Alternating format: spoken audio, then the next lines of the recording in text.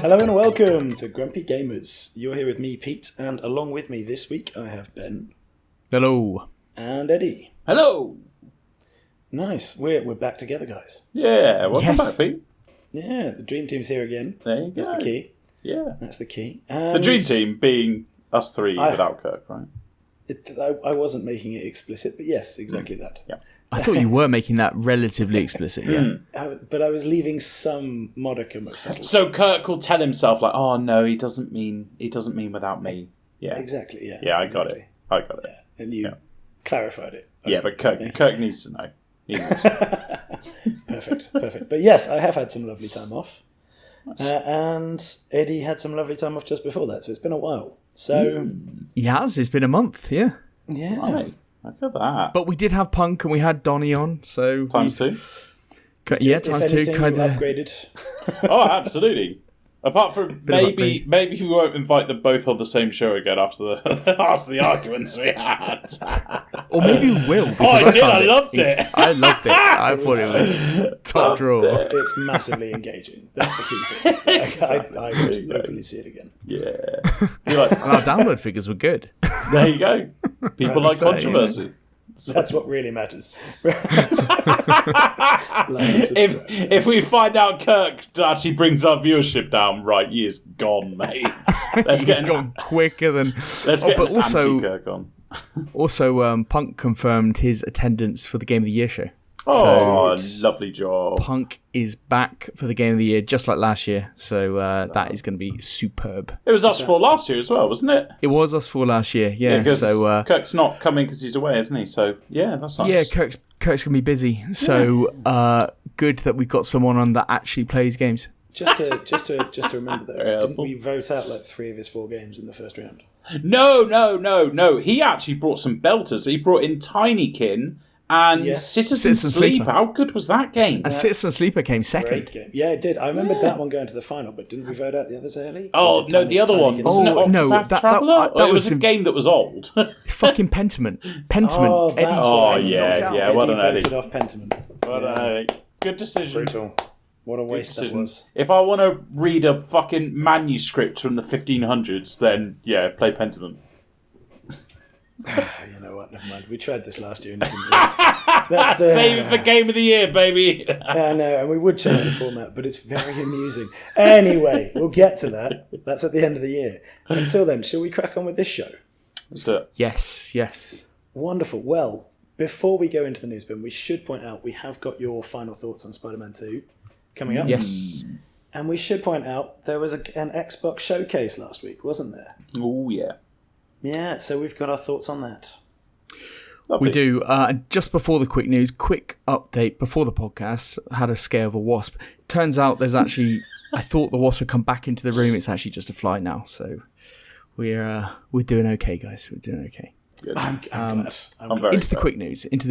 PlayStation's head of internal game production, Connie Booth, has departed Sony after nearly 3 decades. We're getting a lot of people who've worked for fucking years at these places, like Sony with Jim Ryan as well. He'd been there for fucking 30 odd years as well. Yeah. Jesus, but anyway, she's departing. Next up, to the surprise of absolutely nobody, Ubisoft's Skull and Bones has been delayed yet again, and this time into early 2024. Is anyone at this point, waiting for it? I don't know, Pete, but I think they are not allowed to cancel this game. I think that's the key, because didn't they take like a shit ton of money from Hong Kong or something? Quite possibly. I think they took some money from a government, right, and they basically are now not... they're not allowed to not release this game. Oh, no. Jesus Christ, honestly. Yeah. Got to be one of the worst developments ever. Yeah, if it comes out, then... That is something, and nobody trusts the release dates, all the periods that everyone's saying anyway. So, didn't it have like an open beta or something recently? Yeah, there was something went on. God. Maybe that had terrible feedback, as played expected. Maybe no one played it. Yeah, maybe. Right, the critically acclaimed Alan Wake 2 will be getting a new Game Plus mode added, which adds a harder difficulty mode and an alternative narrative. So that's coming sometime soon. Games are doing this recently, like where they release their game. Like Spider-Man 2 last week, I said there was going to be a new Game Plus to that. They release the game, and then they go, a new Game Plus is coming. Yeah. So, yeah. Still no new Game Plus to Cyberpunk, though, so never mind. Not quite news. Possible that news. was all legitimate, fully formed news, are we saying? Yes, that was the first time we had that call. Okay. Wow. This is not quite news. That Dark Souls 4 is on the horizon, possibly. Loads of job listings have emerged for FromSoft. There'll be no shortage of developers available given the recent events of everyone getting laid off. Yes, yeah. But yet, so many departments they've put up adverts for. It's fair to say that FromSoft is expanding, it would seem, or taking on more projects. So I fucking love Dark Souls 4. That would be... What an announcement that would be after Elden Ring as well. That would be biggie, yes. Yeah, Pete, what would you rather, Dark Souls 4 or an Elden Ring 2-like game? Ooh, that's a very difficult question. I think Dark Souls 4. I think Dark Souls 4 is more for the purists, but you know what? Yeah, I think that's why it's a bit of a risk doing that. Like, I'd go Elden Ring 2 if you could. I don't know. I'd love to see what they could do with a properly new Dark Souls right now. But I do kind of prefer the tone of Elden Ring now as well. Yes. Kill me for that. Yeah. If anything, like if there's a time to get people into Dark Souls games, it's this. Maybe one. it's now. Yeah. Yeah. Like, because imagine if they made Dark Souls 4 and it was amazing, then all these people that have never played Dark Souls before, who are going off the hype of Elden Ring, go onto this game, love it, then they'll buy the back catalogue as well. And that could be a huge marketing Yeah, because genius you'll move. get people, just like you're saying, Eddie, who'll go like, Elden Ring, so I'll play Dark Souls 4. Yeah. When, I mean, it is like the same, except Elden Ring is just like a lot easier. Yeah. Because of how you can approach the game. It's a lot more approachable. Yes. But yeah, I fucking love that. Anyway, FromSoft are scaling up, so that's always good. One of the best developers out there, as far as I'm concerned. So we look forward in 4 or 5 years after the development cycle to another round of layoffs as well. Absolutely. Jesus, that's a dark way of looking at it. I thought he was going to say look forward 4 or 5 years of development for the game, but no, he went there. Okay, I went for the end result. Cool. Right, Sarah Bond has been made president of Xbox, and Matt Booty has been made president of Game Content and Studios. That was announced by Phil Spencer, who is the CEO of Microsoft Gaming.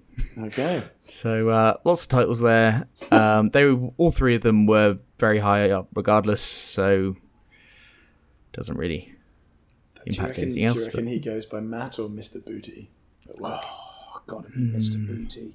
I think he's got to own that. So yeah, Mr. Booty. Okay. Good. Yeah. He's got to have like a good saying on his door as well, like, I don't know, booty of content or something. I don't know. There's got to be something there. Listeners, type in and send in your best titled name and for his door, for Matt Booty's door. Matt Booty, right? Okay.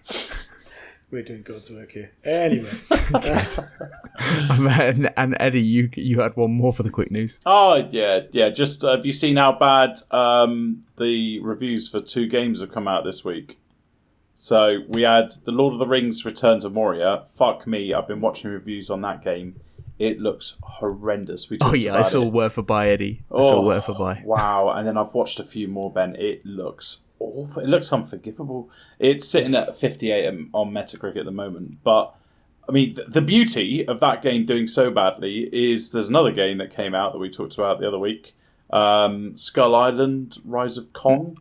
Yes. Holy fuck. It makes you sad about the gaming industry watching that game. Like, no, Pete, it's unbelievable. It looks like a Xbox 360 game, like one of the kid games. It was it £45? I think it's sitting at 45. It is. I've watched several hours of it being played. Oh. And because one of my favourite streamers was playing it just for the lols, I think. But supposedly the game was done in 1 year. Right. And that's why it's so bad. And it was made between, at any one time, between 2 and 20 people. So 2 and 20 people, like at various points, people on and off. And by the sounds of it, it looks like the developers, when they knew this was coming out in, like now, come January time, they were like, all right, this... just got to accept this. Just got to accept it. You know what I respect for him as well? They released a DLC on the same day as well. That's fucking ballsy, you know? Oh, God. Like, fuck me. 45. Like, Ben, right? I don't mind shit games. Like, I don't mind games. But when you charge that kind of money for a game like this, I think that's actually... I encourage people to rip the developers. Yeah, to be honest, like, if you put this at, like, a tenner or something. Yeah. And people were buying it so they could platinum it on their PlayStations and they could, get the achievements or whatever. It's just like, and you made the achievements like easy to get and shit like that. You go like, okay, it's just one of those games. Yeah, one of those silly cartoony games. Yeah, just like where it's obviously not for me, so I won't play it. But when you charge £45 for something like this, the animations on the Kong character aren't finished. Like when he's running, he's like upper body doesn't move. You shit like that. Oh, it's like so many things about it. It's unfinished. It's the bits that are finished are terrible. It's sitting at 23 on Metacritic. There was one quest where it said like destroy the nests for these different things. There was one nest. It's just like that. It's like, oh, they obviously were meant to... Never mind. Oh, that is brilliant. Well, yeah, we could be looking at a worst game of all time that overtook E.T., the extraterrestrial. Yes. Yeah. Is overtook the right word? Overtook it in the race. Undertook it? In the race to be the worst game of all time. Right. I don't know. What's the term? Listeners, email in. Well, Eddie's all about the engagement this week. I'm about engagement this week. I don't know why. You can tell he doesn't answer the emails either. So. I also know that Ben doesn't read them. Nah, sorry. My dad is still waiting for an answer for a text message he sent in weeks ago, but it's fine. It's fine. We'll move on. It's fine. Are we going on to the main news? We are. Main news. Yes. Main Lead news. us off. Right. PlayStation are expecting big Christmas sales. This news story is from Barron's. But you have to pay for Barron's website, so I wasn't paying for it, so I got all the information off Eurogamer, so there you go. Barron's, don't charge for your content. Come on, there's people like me out there that would like to read your information, but I'm not going to pay for that, alright? Sony has said it expects one of its biggest seasons ever for console sales this Christmas, as PlayStation 5 stock is now in full supply for the first time since its launch. PlayStation's rosy outlook is also boosted by the release of Marvel's Spider-Man 2. PlayStation exec Eric Lempel told Barron, as we know, that's done very well. Lempel, I'm going to call him Lempel. Yeah, Lempel. Well, I was thinking maybe Lempel. Let's not give him that. Lempel. Lempel said Sony had been hampered by supply chain issues caused by the COVID pandemic and Russia's invasion of Ukraine, which in turn caused a component shortage with PS5 production. PlayStation boss Jim Ryan declared the PS5 shortage was over earlier this year. Though stock of the console has still taken a while to stabilise. Now we're excited that anyone who wants a PlayStation 5 will be able to get one, Lempel said.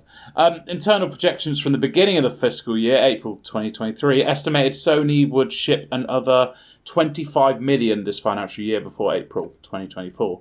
Sony's most recent financial results revealed that it shipped 41.7 million PlayStation 5 consoles total worldwide as of August 2023.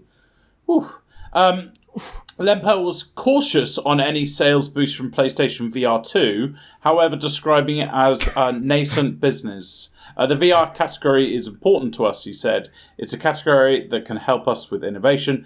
It never gets to be it's never going to be the only way people play games, but I'm happy that we're in it. I'm going to start reading his quote because nothing else is important. That fucking means nothing. That. Yes. Well, you know what? I wanted to include that because in a way I'm happy that they are like kind of getting the VR mentioned. And it also says like it's not part of our core proposition yet. So that makes me excited. that makes PSVR 2 owners very happy, doesn't it? That I'll buy this really expensive headset and then nothing. Maybe sometime in the future we will focus on it. Who the fuck is talking about the PSVR 2? That is such a tragic hardware launch, isn't it? It's fucking awful. I mean, it should say a lot that when it came to putting together the new releases, there were 2 games for it, and I just culled them instantly.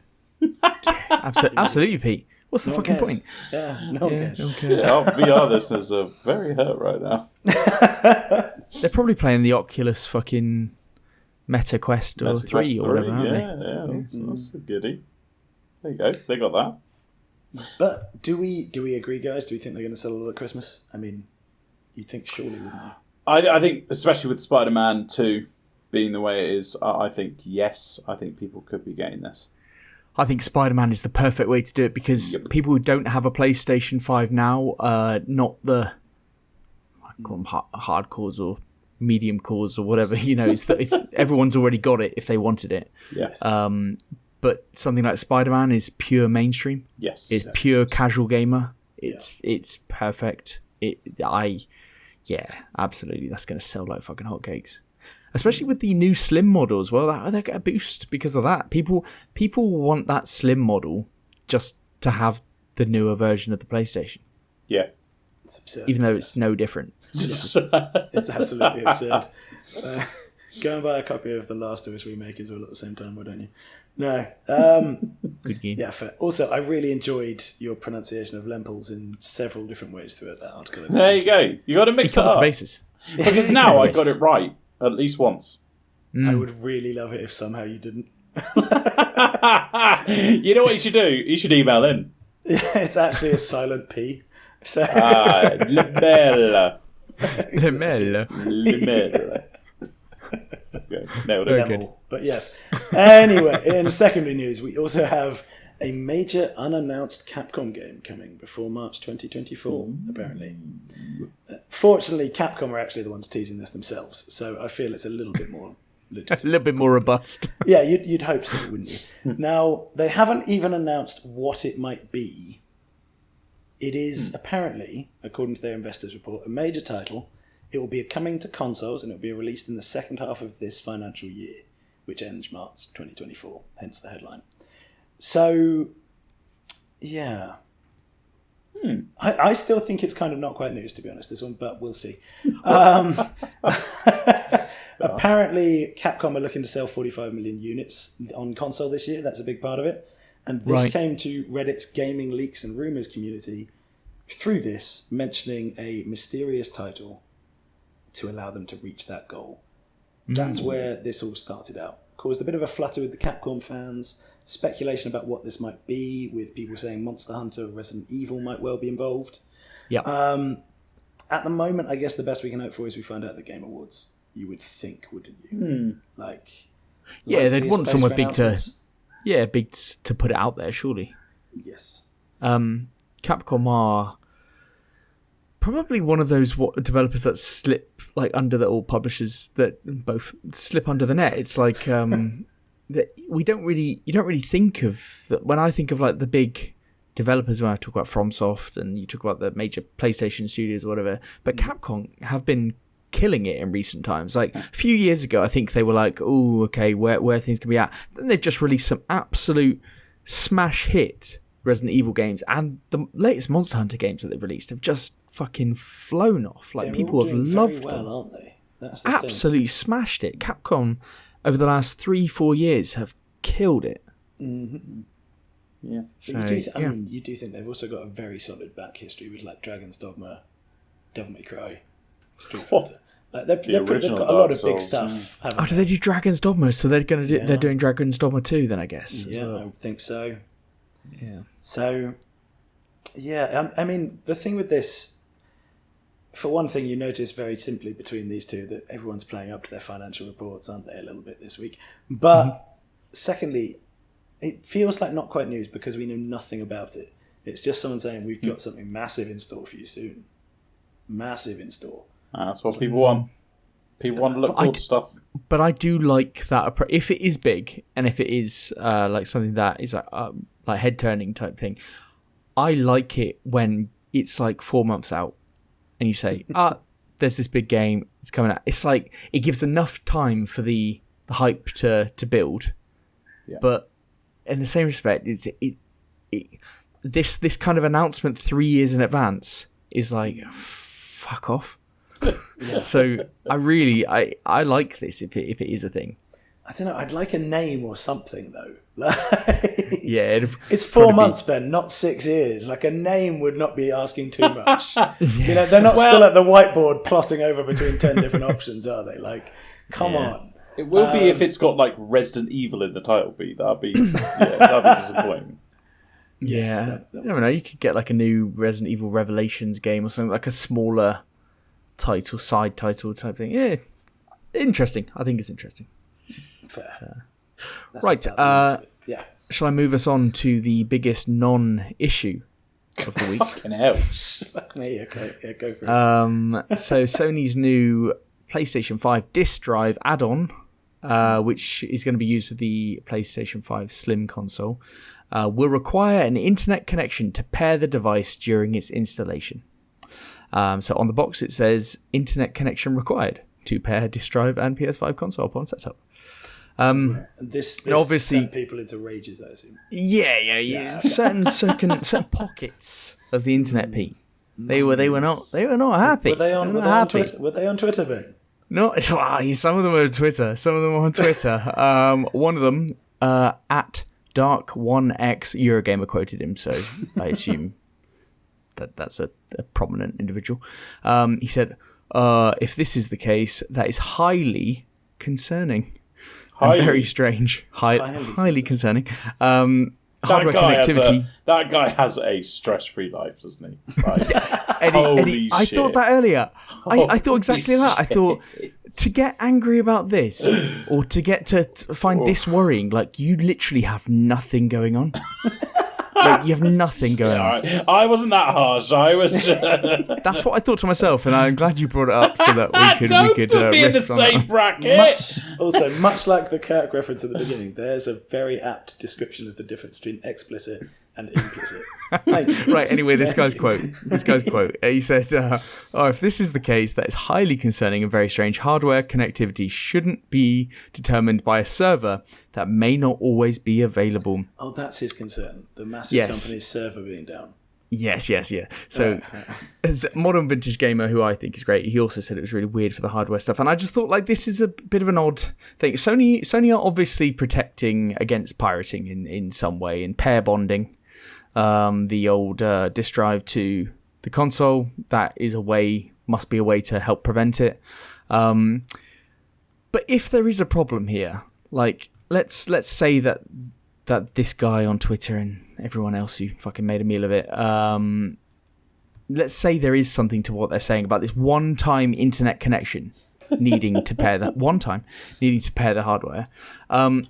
If you're buying this disk drive, you're either buying it for a digital PS5 that you already own, or effectively a digital PS5 you are buying until that thing comes with it. Paired. Yeah. So at that point, it is a digital console which will require the internet to get games.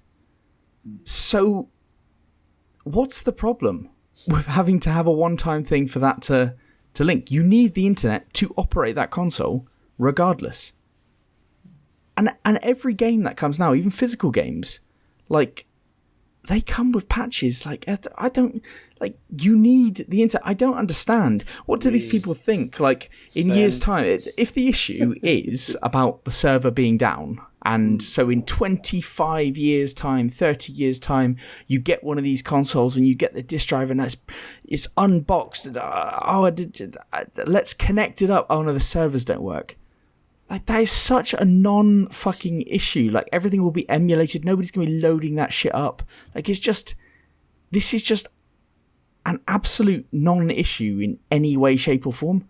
The real issue is that Sony is moving to all digital, it would seem. Like, when stock runs out of their PlayStation 5 as it is now, they are basically moving to an all digital PlayStation future. This disk drive is separate. And it will, and I can see this as being the hybrid going into the next generation when they want to predominantly just push out the digital options.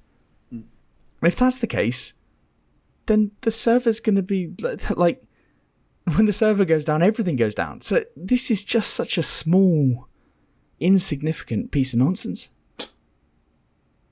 Don't tell us how you real, Phil, Ben. Yes, quite emotional just from this little news story, but. Yeah, he is. And I mean, at the very heart of it, I kind of get the statement of saying, like, why is it necessary for something like this? But you make a very good point. It's a digital console until that point. Like, everyone's got it. If you're adding that on, yeah. Anyway, I'm really shocked that Twitter flipped out about something like that. Yeah, that's unusual. If you hit a hornet's nest, it's really surprising if something angry comes out. Yes. or a wasp's nest, maybe. You know. Thing is, connections and internet and video games. Like, you mention anything like that, people get furious. But then every single game that you ever buy needs a patch so it doesn't come out as a crippled mess. We say that, Ben, but would you not have loved it if you could have avoided that Elden Ring patch that got rid of Horfrust Stomp? Yeah, when it nerfed shit. Like, you should be able to choose what patch you have. But that was a balancing issue. They've done that for balancing, not to make it work. But why do they balance games out? Like, this is the thing with Lords of the Fallen that's just come out. Like, they have patched that so often. And it's at a point now with it where you go like, but is the game now completely different if I start it again? Is the balancing completely different if I start it again? Like, didn't you test this and go like, yeah, we liked that? And just because people have gone, oh no, X, Y, and Z, they've changed it? Yeah. So, panda. Ben, do you know on Steam you can play older versions of the games? Yes. Yeah. So I do it on RimWorld. One of my favorites. That's what the world records in Elden Ring and stuff, people would set world records and then they'd have it on the old patch, so you'd have to say which version of Elden Ring you were working on. Oh, right, cool. I do it with RimWorld because certain mods don't get updated, so I just go back. It makes it much easier, doesn't it? Yeah, it does. Yeah, but consoles were not afforded that ability, are we? Nope. No, console peasants don't deserve it. Anyway. Nice. That seems like a great place to finish the news, doesn't it? By calling people peasants. Exactly, yeah. And that brings us to the new releases. Okay, right. Listen up, peasants. We got a busy new release section this week. A lot of games there. I'm starting to see some stuff's been deleted, so I'm looking forward to flailing around later, trying to figure out what that is. Let's start off with This Bed We Made. What a name. Coming out on PC and PlayStation's November 1st. This Bed We Made is a third-person mystery game in which you play as a maid in a 1950s hotel and snoop around strangers' rooms to uncover their deadly secrets. I mean, you made that sound very, noble, but what you're doing is you're going through people's dirty laundry and shit, when you have no right to be doing it. Yeah, she should get fired. I hope that's the whole setting of the movie. Yeah, just her getting called into HR and just being let go. Yeah, that would be quite good. The blurb describes the whole game, really. Good graphics, though, with it. Yeah, could be a good streamer game. Definitely feels like a streamer game. Yeah, I don't think anyone would watch, but... Yeah, I apologise for starting with such a poor one, but it's a busy week. It looks good though. Graphically looks good, and if you want a murder mystery game, I think this is that type of game. Yeah, it's one of the murder mysteries, and there's a mark out there for them, and this looks like it could be goody. So there you go, Nice one. Next one, Achilles Legends Untold, coming out on PlayStation's Xbox's November 2nd. Prepare for a legendary action RPG with intense Souls-like combat. Master blocking and dodging, explore vast open world with countless challenges. Rise stronger after setbacks, enhance attributes, acquire skills, wield blazing swords or a poisoned spear. Are you ready for unforgettable adventure? This has been in early access since May 2022. Ben, you actually told us before the podcast that you actually got this, and it actually reminded me that you've played a little bit of it, haven't you? He's talked about it before, already. Yeah, way back when though. Yeah, way back, and it did. No, to be fair, Ben, I think you only talked about it a couple of months as well. I think you said like there is an Achilles game that I played, blah blah blah, and you said that there's something about it that you didn't know what you didn't like about it. Wasn't it? Yeah, I think it was actually in like our New Year gaming resolutions or whatever. I was like, I should really play some of like, and I had a back catalogue of like this game was in it. I was like, why am I not playing more of this? But it is like a Souls-like isometric game. It's pretty tough. I love that kind of. I love the lore and all that kind of stuff around. Troy, Achilles, etc. And. Yeah, I played... So Steam tells me I played 9 hours of it. And I remember it being good. I just remember it being hard and me thinking, this is early access, this is going to be a full game. And I don't need to put myself through it now because it's probably not going to be the game is what it will be, if you know what I mean. Like, these games are tough, and if you're playing a tough game which hasn't been balanced, which hasn't been all of this stuff, like a Souls-like, you know... You're in for a fucking horrible time, but not because it's a horrible game, but just because it's fucking tough. But yeah, it was good. It was good, man. It was good. Yeah, cool. I did the same with Medieval Dynasty. I did play it like a month ago for a bit again, but it's still not finished. So I'm like, now, might as well wait till it's finished, and then I bet when it is finished, I won't play it because then it's in the old. That's human nature. That's human nature. What do you want? Yeah. Shame, because I think this looks really good. The UI looks gorgeous. The visuals are good. I think it is good. Yeah, it still looks really good. Yeah. I think I should play more of it. I think I should definitely play more of it. Like, and it's coming to PS5 as well. PS5 and Series X, Xbox Series X. So yeah, it's a good game, I think, but just haven't given it the time it needs. All right, cool. Let's move on to For the King 2, coming out on PC November 2nd. Battle against Farul's tyrannical queen, alone or as a party of 4 players in the sequel to For the King. I didn't need to explain that bit. The massively popular turn-based roguelike tabletop RPG. Whoa, that's a lot. Will you unravel the once-beloved queen's terrible secret? So this is it's a turn-based roguelike tabletop RPG. It's the first one is very positive on Steam, actually. I don't know why. I have done research into that game as well, and anyway, this one has like a simple but polished art style. The combat is turn style, but it's like on a really small grid, like 4x2 on each side, which makes a chessboard look spacious, doesn't it? Oh, fuck me! Like I don't know, like that. It surely shouldn't have taken much more effort, just make it a bit bigger. But that's fine. I guess that's the way they want to do it. It has a roguelite campaign with over 30 hours of gameplay, apparently. I don't know why people would like this, but it looks like they might, by how popular the original was. However, after saying that, it's only £20. So maybe that's why people liked the first one. Yeah, the first one was quite well known. I actually quite like the look of this. So, yeah. Oh boy. Well, you buy the old one for £3.87 at the moment, Ben. Yeah. Yeah. Maybe I should give it a whirl. It's only 5 years old. Isn't it? It's not on Game Pass, am I? Wow. You're saying it's £3.87, Ben. That's too expensive. You're starting to sound like Eddie over here. We come round to the way I think. It was available with Games with Gold a while ago. Right. So Right, okay. it was free to claim on Xbox. So yeah.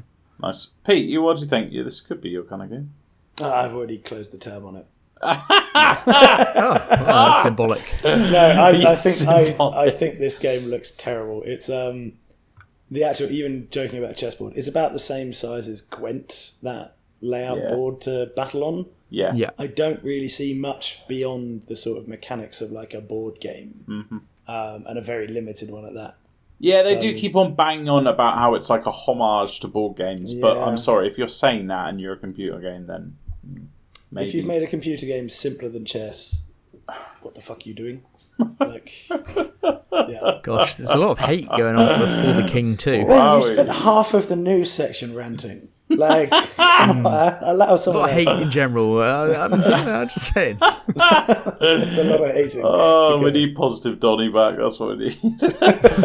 Right, let's move on to Gangs of Sherwood coming out on PC, PlayStation, Xbox is November 2nd. We talked about this 2 weeks ago, but it got delayed. There you go. It's a third-person action adventure game. It's it looked okay. Yeah, no one's gonna buy it. Oh, fuck me. You didn't even need to. I was even moving on, and you just had to interrupt with that negativity. Yes, just to make it even worse. Oh, fuck my life. Right, My Time at Sandrock coming out on PlayStation's, Xbox's, Switch, November 2nd. Yeah, it's a console release. It's like the cartoony life sim, like nice cozy gameplay. No, we all remember what it is. What annoys me is that this game just continues to be mentioned. Just want it to go away now. I thought this was out and because this is a sequel to My Time at Portia, and I thought this was out and this is news. It's been out for over a year on May 22. On PC and a few other places, I think. So this is just it going further. But I honestly, it got talked about a lot of the time. I didn't like the look of it then, and it really annoys me that it's still getting released again now. Like, just hate stop continues. occupying brain space, Sandra. What? Just go away. And I think it's quite cozy. you don't even play cozy games, Eddie, so. No, I know. I was insulting it. Good.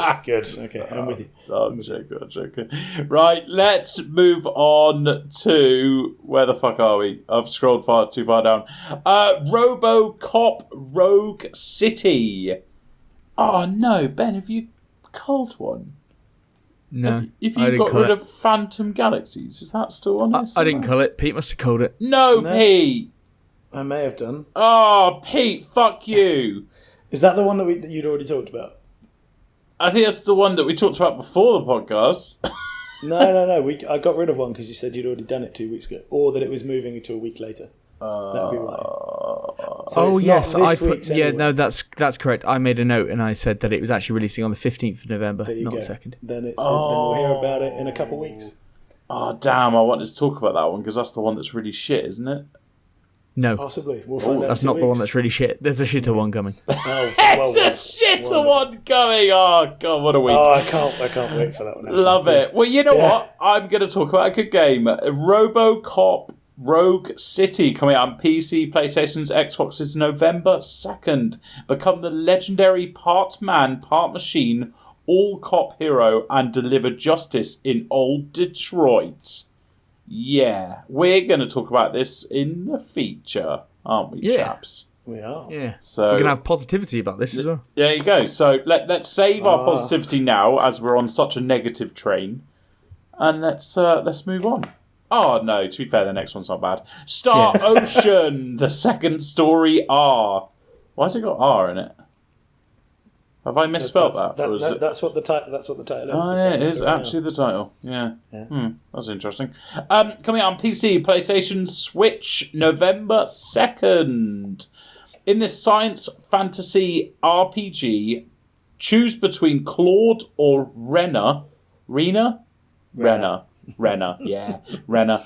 Play through their perspectives and unlock various endings. Recruit allies and defeat foes in fast-paced, real-time battles.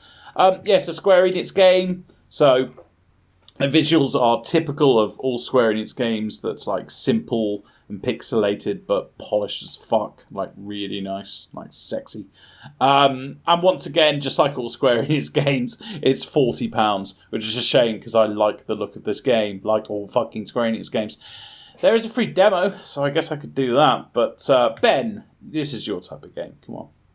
It's a remake, right? So Oh, is that what the R is? Yeah, the art could be. But it's in that wonderful kind of 2D HD type style, but a little bit of a change on it. But yeah, this has... A lot of people are excited about this game. I suspect that this game will do quite well and will score quite well. You're right, Ben. The initial release came out in 1998. I mean, I think it looks very different. Because I think the game is the game, and they've just made it look better. I think this is going to score well. I think this is going to do well. Yeah, I think it's good. I do like Square Enix. Like, I don't think I've played one of their games, but I love every one that comes across my doorstep. They all look good. They all look... They're all very stylized, aren't they? Yes. Very stylized. Very stylized. I fucking love it. Right, let's move on to the Talos Principle 2. Talos? It is Talos, isn't it? Yeah, nailed it. PC, PlayStations, Xboxes, it's coming out November 2nd. The Talos Principle 2 is a thought-provoking first-person puzzle experience that greatly expands on the first game's philosophical themes and stunning environments with increasingly mind-bending challenges. Ho-ho! That does not sell a game for me. Like, basically saying it's really complicated. Yes. But anyway, it's a puzzle platformer involving a lot of lasers by the looks of it. The visuals are actually surprisingly impressive for this kind of game. I don't think it's going to set the world alight, though. What do you guys think? I think the trailer for this originally, I was really kind of like, oh, this looks good. This is interesting. The world looks cool. Yeah. The graphics look brilliant. Yeah. Surprising for this. But this would be my idea of hell. Oh. I actually think it would be, Ben. I think you're not wrong. So, yeah, I mean, for one thing, this is sequel, obviously, and the first game is overwhelming with 25,000 reviews. Oh wow, that's quite. It's like it's meant to be really, really, really good if you like this type of game. Yeah. And it's Devolver involved, aren't they, as well? So they don't miss, as Ben would say. So there's a lot to like, I'd say, in it. It does look absolutely great. Yeah. Ever since Myst, I've kind of questioned the need for just pure puzzle game personally, but I think if you're going to play one, this might be the one. Yes, yeah, I think that might be a good take on it. Like, it looks great for what it is, and if if you want to play a game like this, then I reckon it looks pretty damn good. Okay, all right, let's move on. DreamWorks All-Star Kart Racing coming out on PC, PlayStations, Xboxes, and Switch, November 3rd.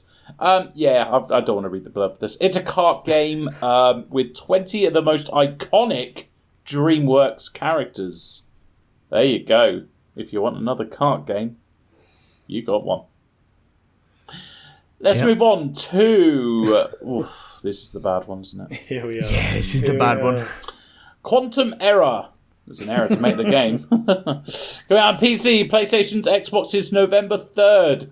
Experience the mysticism of a cinematic, story-driven, first-person/third-person shooter game. Shooter game, fuck me. Set in... That's the one time you're okay to get rid of a game. You know how I always shit on them for going like... Be consistent, Eddie. No, Pete, I am. But like when it's like, I don't mind first-person shooter. Because everyone knows what that is.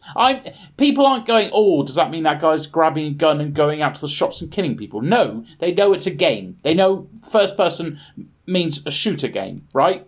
Oh, even I said shooter game now. Fuck me. Christ. I was hoping you wouldn't notice that. Fuck me. Okay. Right, fine. Rant over. Set in the coming of the quantum age. Explore and descend deep into the high-tech yet esoteric Monad facility and beyond. In interstellar travel, encountering enemies and bosses from the familiar to the inexplicable. Inexplicable, wow. Yeah. Inexplicable enemies. Wow. Ride a roller coaster of cosmic horror. Wow, what a line. As you fall deeper and deeper into the unknown. Oof, before you go into it, can I say just how difficult it was to track down a paragraph from their website that was even that readable? Just want to make you aware of it. Well, judging by the quality of the game, I would be quite actually happy that they've written that words. They put more effort into that blurb than they have in the game. This is a first-person shooter/horror game. You kind of get like Doom/Dead Space vibes. I think that's what they're kind of going for. Now, this is where people are saying this is quite bad. Ben, you saw a stream... No, was it a review that said... Go on, Ben, say the line. It made me laugh. Yeah, it said, if one person buys the game after this review, I have failed. Yeah. What a pitch. So that this should not be allowed on the PlayStation Store.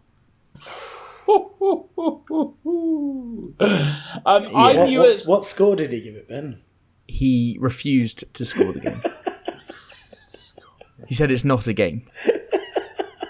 He said it took him 7 attempts to get through the tutorial because it kept crashing and lock him out and things like that. Oh, so it's actually released as a hot mess as well. Right. Yes, at £60. Oh my! And also goodness. that blurb sounds quite good, right? That blurb sounds like, well, it's like a shooter, and all. This is a firefighting sim. You're a firefighter. You are a firefighter. Yeah. There's a little bit of combat. Mm-hmm. Hey, you advance to a spacesuit and a jetpack eventually. Apparently. You put fires out. Yeah, you're still putting fires out. Right, so cash your mind back, guys. This is the same developer that, there was that whole thing about like the PlayStation. I think it was the SSD and the Xbox SSD, and yes. and it was all about like the PlayStation being easier to develop for, or something like that.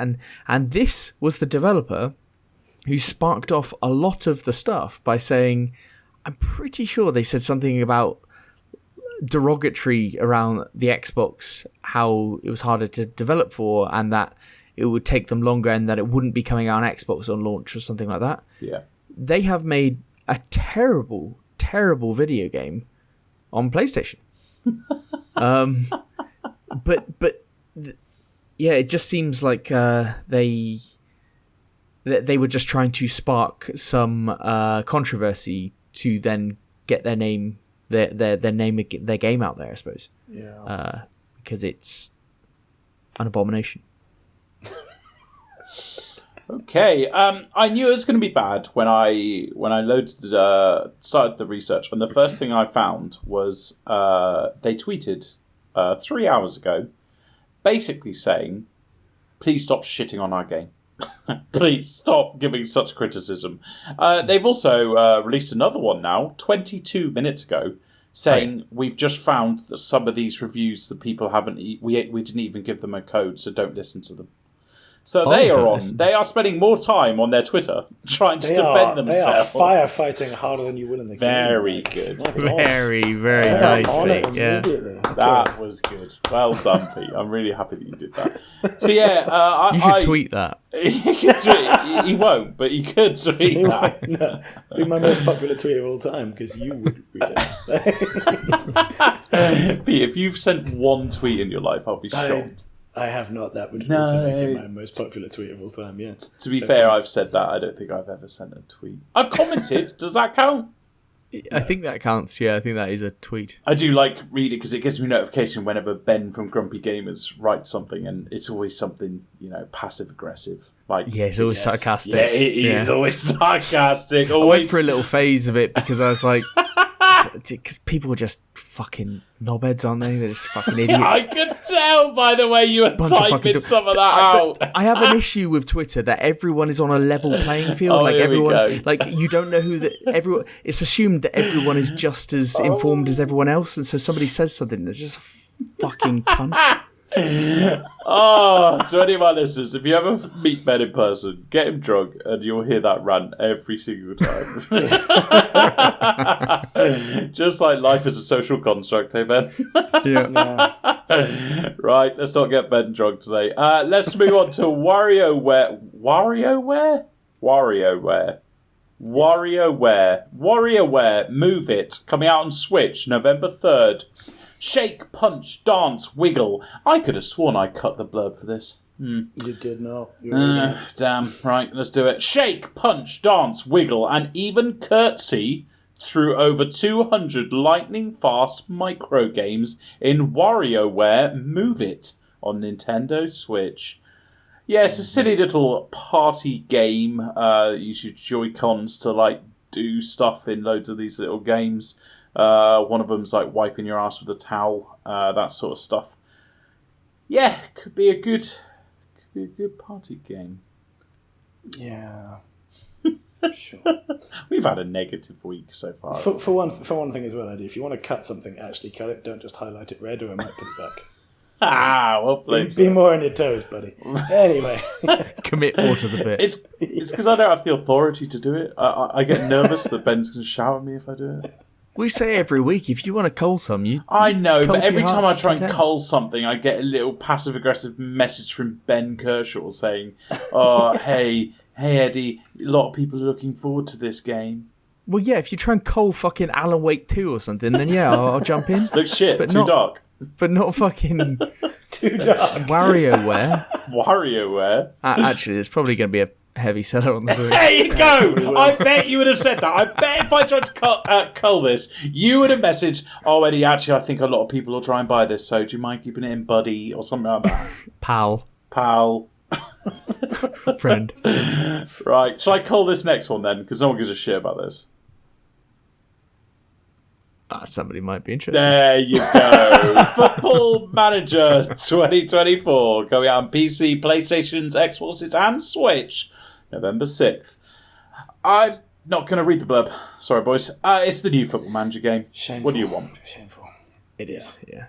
It's the one before they sort their shit out, so I'm not interested in. But Ben, you've already got it, haven't you? I've got it. I've played 25 hours this week. So there's nothing to really talk about, is there? Because it's Football Manager and it's Nothing I'm changes. having a good time. 25 hours in. I bet. Oh, So- jeez. Lots of other games I probably should be playing, prepping towards Game of the Year, but no. What I Playing like is you Football played Manager. a new game this week and haven't talked about it. No, because there's nothing to talk about. It's Football Manager. What do It you still want? stacks for the record. I like it. Oh, Yes. dear. Nice. Right. The Invincible coming out on PC, PlayStations, Xboxes November 6th. Rethink humans' dominion in The Invincible, a story-driven adventure set... could have said game there. You could have fucking deleted it from game from earlier and put it down there, couldn't we? Set in a hard sci-fi world by Stanislaw Lem. Is that right? Stanislaw. But yeah. Yeah, but there's like a... Is that a fucking... a symbol with the L? Is that a line through?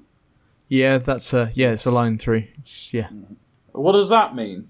It's just It's how an the accent. alphabet is. Yeah, but does that mean we have to pronounce the L That is differently? Well, I think you pronounce the W more like a U anyway, so, never mind. Fuck me. It's beyond us. It's beyond us. Apologies, people who Of all have... the things you get wrong, we're not going to pick. It doesn't. Right, That that's doesn't good. matter. Good. Discover Planet Regis 3 as scientist Yasna. God, can't anyone have normal name? Can't Dave visit fucking Pluto? Yasna on probably is normal somewhere Yasna? else. How many Yasnas do you know? I want probably- you to answer that. Probably fucking 2 a penny over in Russia. He's Polish! Oh dear. There goes our 2 Russian The listeners. amount of ignorance in that 2-minute spell.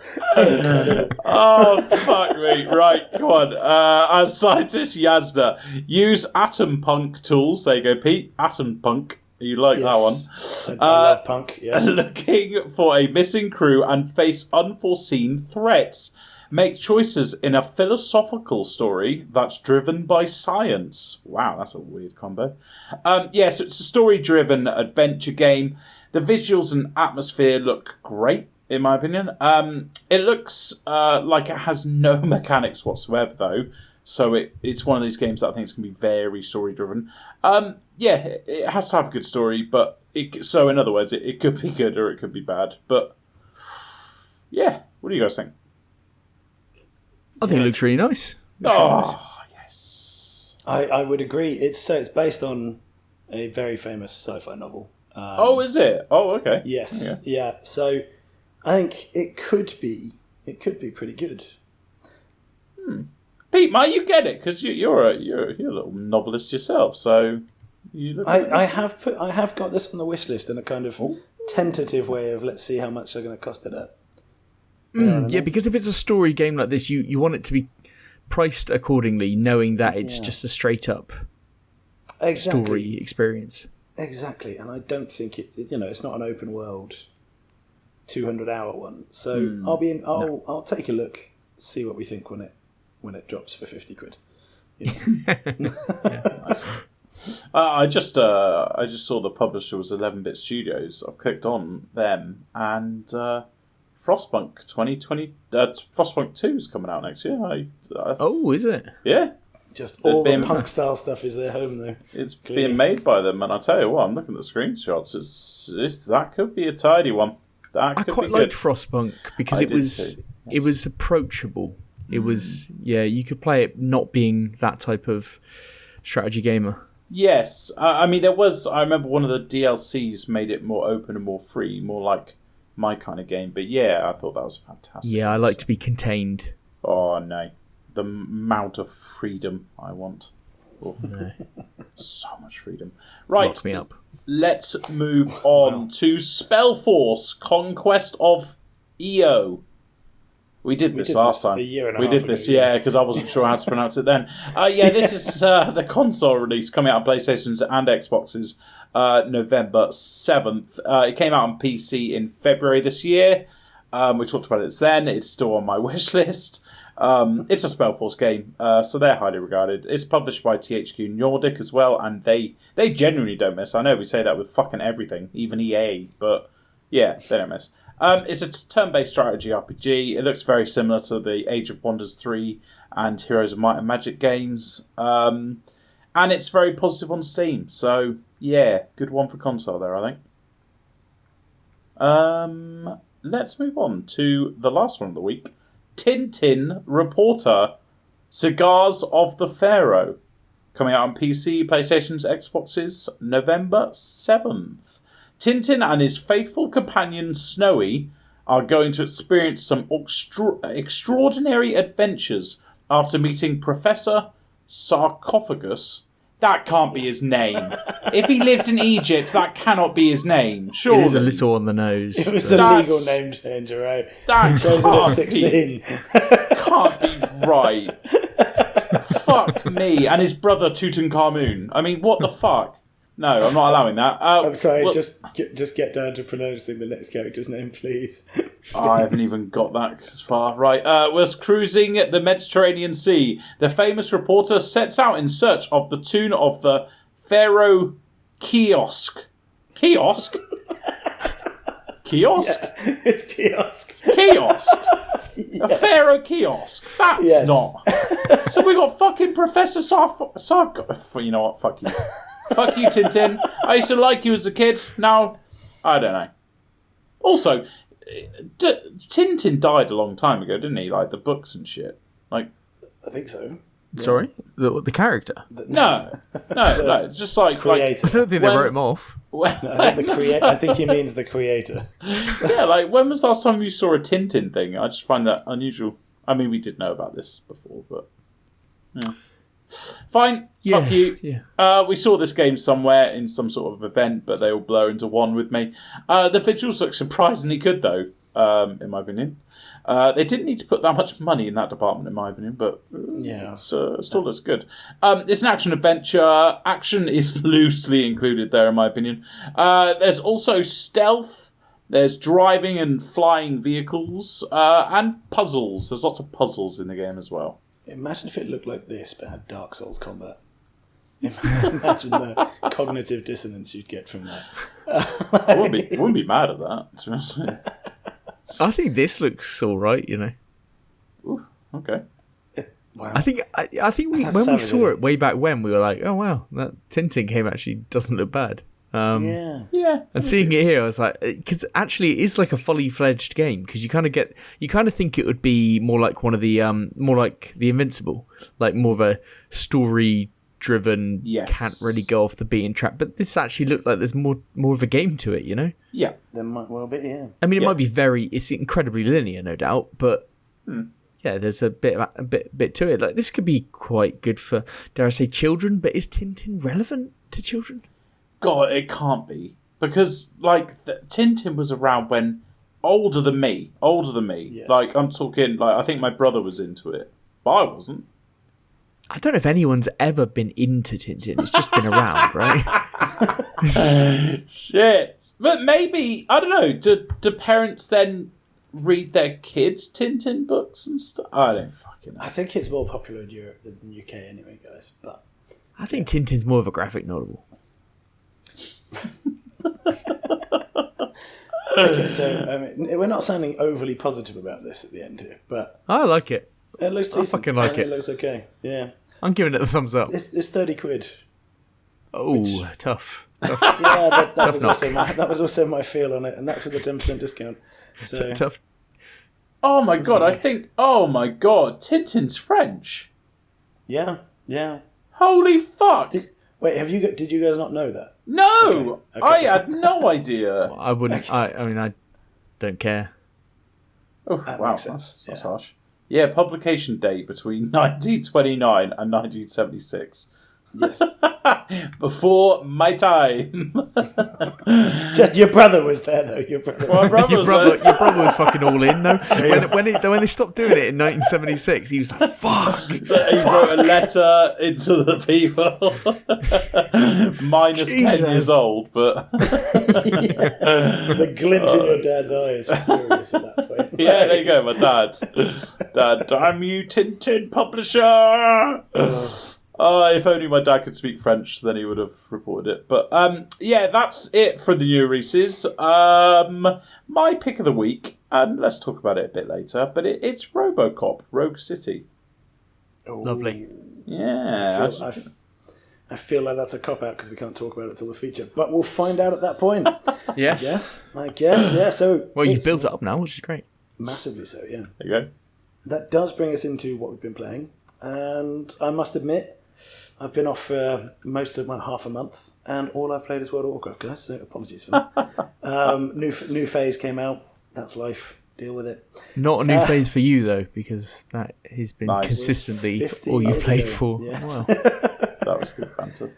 That is what MMOs do, Ben, and that's what they're for. But Yes. But I understand now that you weren't playing anything new either. So Hey, I played 25 hours of Football Manager. What the fuck do you want? and you're not even talking to us about it, Ben. Come on now.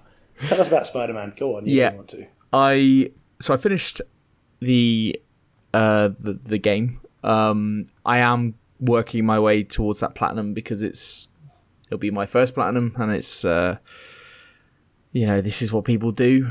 So I guess I should do it before then shitting on the thought of getting on platinums going forwards. At least I will have one. So that then gives me that ability. But yeah, 84% of the way there. So I've done quite a bit of it. I think if you'd asked me before the weekend whether this was a great game and it was in the Game of the Year conversation, because I was having a brief kind of chat with Punk about it, it would have been a hard fucking no. Like, no.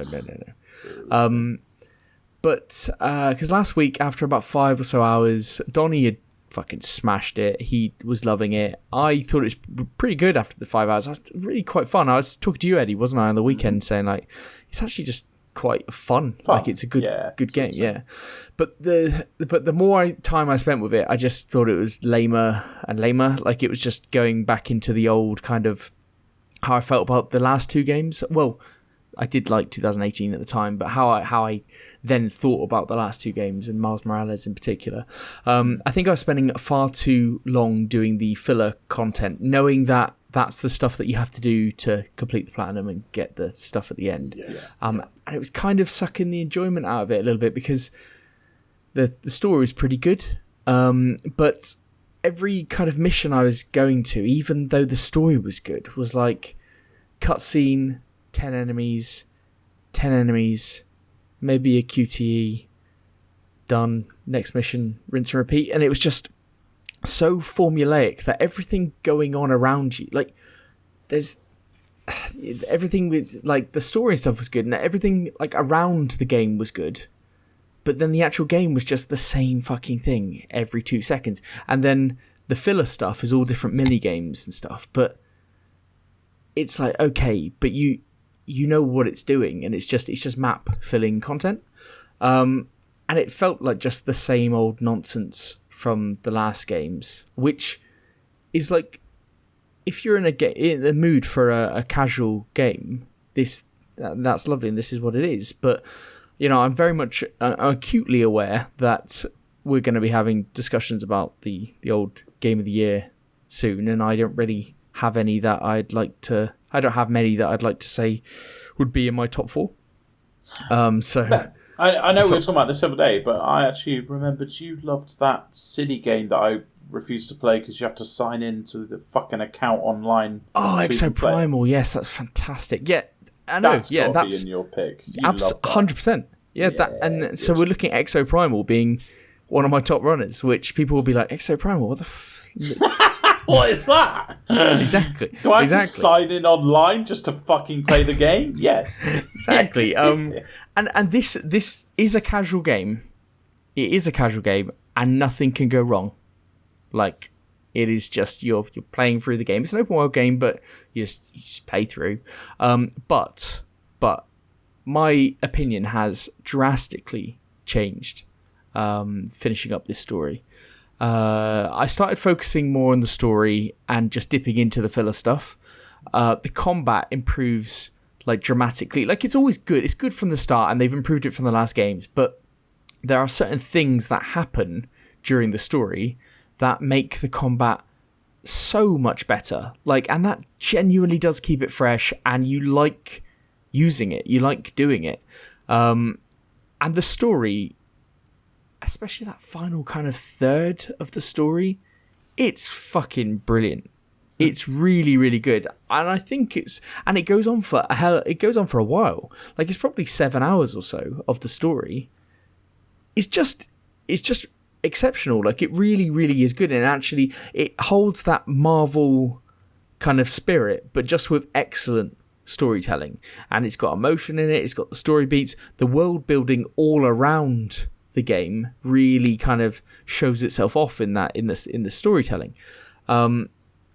And it is so much better than the last games. Like, it does pull it all together, and it just, it delivers. It really, really does. I think they've tried to not make this feel just like the same games, and I was starting to feel like this was just the same games, but just they've done good things with the combat. They've made it so that it's all on the face buttons and you can see it on the screen and all this kind of stuff. No, they take it in directions and they develop it as it goes through. So I started off thinking the game was decent. Then I moved on to it obviously was a good game. But I was like, this is a bit whatever. And finishing the game, I was like, it was brilliant. It was such a brilliant end. Wow. Do you ever notice some slight recency bias with Ben, Eddie? I was saying this to Ben the other day on our long journey to Southampton. Have you noticed that there's a lot of games this year? Because Ben was ranting about how he doesn't have any games in his Game of the Year. And I remember saying to Ben, hang on, Ben, like, every time you talk about a game, and I'm going to bring up 2 obvious ones, is Starfield and Hogwarts Legacy. When you start playing a game, you really fucking love it. It's only towards the end it's almost like you talk yourself out of it, Ben. Yeah, it's because games get very repetitive. Yeah. And I really don't appreciate when a game is a certain length and then it almost doesn't justify its own existence past a point. Or you you pull the veil back and you go, actually, it's just these 3 things I'm doing every time. And I know that happens with every game. Like, I was saying this about Spider-Man to my girlfriend, and she was like, yeah, what you're saying is true of, like, this game and this game. It's like, yeah, you're right. But those games are probably over or moving on to something else before you notice it. But this, I just came to it a lot quicker because there had been previous games which were just like it. But Starfield is a great example because Starfield, I had my own personal goals. I hit those goals and I was like, oh, there's not a lot here now. So I don't think that's uncommon. It's just that I tend to really like games for the first 10 hours, and then probably, and you say recency bias, it probably is that. Like it's like the hype bias. Yes. And then when I start to settle in and say, well, actually, what is this game? A lot of them just fall over a little bit. But this came back. This was, as I said, I really, really enjoyed this at the end. And I think it's excellent. And I think it is a casual game. There's no denying that. But sometimes that is brilliant. And the story just fucking drags you through. It's excellent. Okay. Fair enough. Yeah. Do you think it's going to be in your game of the year then? Possibly now. Like I'll finish it up, get the 100%, and possibly we'll have to see what comes out. I'm really interested in Alan Wake 2 now. It's funny. If he was stopping now, I think it was going to be in game of the year. But he's going to play on. So next week he's going to be like how much he hated Spider-Man. Oh, next week he's going to say it's rivaling that fucking Kong game for the worst game of all time. It's a wild ride, guys. It's a wild ride. It's a fucking roller coaster. Yeah. Jesus, yeah. All right, let's move on to me then. Pete, first of all, fuck you. Second of all, you said about how we haven't played any new games. I have actually played City Skylines 2, which came out, was it like last week? I think. Yeah, a couple weeks ago at most. Yeah, I've already chucked 16 hours into it, but that's not it's enough. It's on Game Pass, isn't it? It is on Game Pass. That's why I fucking played it, Pete. You should have seen that coming, Jesus. Yeah, exactly. So yeah, I'm going to give my take on that next week after playing another 30 odd hours or so. But yeah, I've been playing Jagged Alliance 3, to be honest with you. I've just been finishing it off, really. There's a few little gripes that I've had. Don't get me wrong, I think this is a fantastic game. I really do. Leading on from what I was saying last week about how good it is. But yeah, there's just, when you play, well, we've just talked about it. We play a game a bit more and you do find little holes in it and you go, okay. Like, I mean, the two biggest things that upset me, there are a few little things, but out of training all your militias and everything, I finally got to the bit where people start attacking your bases. And I was really upset to see you can't even manually fight with the militias that you've trained, which seems ridiculous because the mechanics there for fighting, the mechanics there for training the militia, it seems ridiculous that you can just auto-resolve it and that's it. And there's nothing more frustrating than just auto-resolving it and losing, and then you've lost a base and you're like, oh, what the fuck was all that for? So that kind of pissed me off. Trading is non-existent in this game. Like, surely it is such an easy thing to implement a trading area, like where you get on a screen and you can buy, sell, whatever. This doesn't have it. It just has, you go to shops and stuff and it's like, buy this gun for £3,000. That's it. It'll just be like a button on the screen and that's it. And and even each shop, and there's like, I found in total of my 40 odd hours playing it or whatever it is, I've found like 5 shops and each thing has like 2 things selling. So that's really pissed me off, because if they just had a shop where you could buy, sell all the bloody items that you pick up over the game, it would have just made it so much better. But I do understand that maybe they're trying to make the game more difficult than it is, and therefore they didn't want to create that. I have seen already, the modding scene has kicked off already. I think there's about... That's not surprising, is it? Yeah. And apparently there was a guy in Jagged Alliance 2, so that someone's modded that person into the game, and you can buy and sell certain things with that. So that's good. But yeah, just really disappointed that those 2 mechanics weren't implemented. I think that would have made this game fucking amazing. But hey, it's still a great game. Still a great game. Really happy with it. It will be one of my picks of Game of the Year. But nice. Yeah, I think I've got to a point where I kind of fucked up, and it meant all my people died, and I was playing on the hardcore mode where you can't load earlier ones, so that was enough for me to go, come on, Eddie, it's Game of the Year time. Well, next month, 2 months. So start playing. That's why I jumped on old City Skylines 2. So I'll be talking about that next week. I also played a few other games. On Friday night, we had a little Warzone session. Me, Jack and Potts, friends of the show.